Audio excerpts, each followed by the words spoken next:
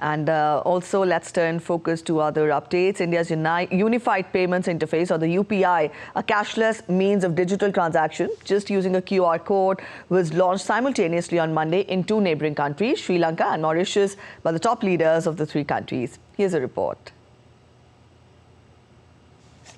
A landmark day for the spread of India's digital public infrastructure and the strengthening of its neighbourhood first policy.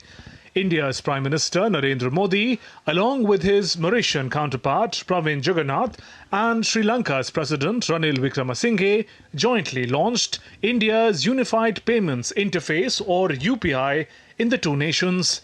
India's RuPay card services were also launched in Mauritius through a video link. On the occasion, Prime Minister Modi said it was a special day for three friendly countries of the Indian Ocean region. Indian ocean क्षेत्र के तीन मित्र देशों के लिए आज एक विशेष दिन है।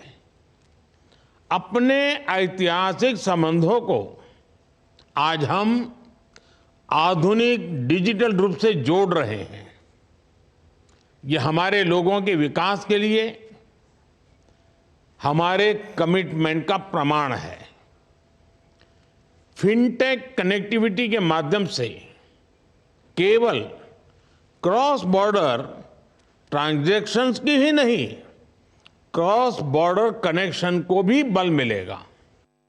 PM Modi's Mauritian counterpart said that with the launch of UPI, the modernization of payments ecosystem in his country has been taken to a higher level. Leveraging on its payment ecosystem, the Bank of Mauritius has taken the modernization of the payment infrastructure to a higher level with the collaboration of the National Payment Corporation of India and the Reserve Bank of India. And this marks a new chapter in the history of payments in Mauritius. The first user of UPI in Sri Lanka was thrilled by the experience. The fact that we have a digital technology like this, which is a UPI system, which actually means that an Indian national who now wants to visit Sri Lanka can access funds from India and instantly pay merchants in Sri Lanka. It's quite revolutionary. UPI was launched by National Payments Corporation of India in 2016. It saw 1 million transactions in October of 2016. The transactions grew to cross 100 billion mark last year. Transactions were worth $23.53 billion last year. UPI is credited with reduction in the use of cash transactions. Cash was used in 90% of the transactions in 2017. Cash was used in only 60% of the transactions last year. NIPL and RBI have signed pact with financial entities in 30+ nations. Pacts a bid to expand UPI-based transactions beyond India's borders. UPI is already in use in India's neighbouring countries like Nepal and Bhutan. UPI is also being used in France, UAE, Singapore, Oman and Malaysia.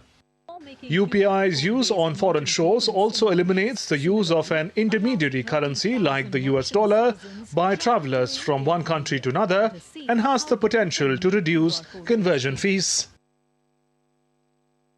All right, users of UPI in Sri Lanka were thrilled by the experience.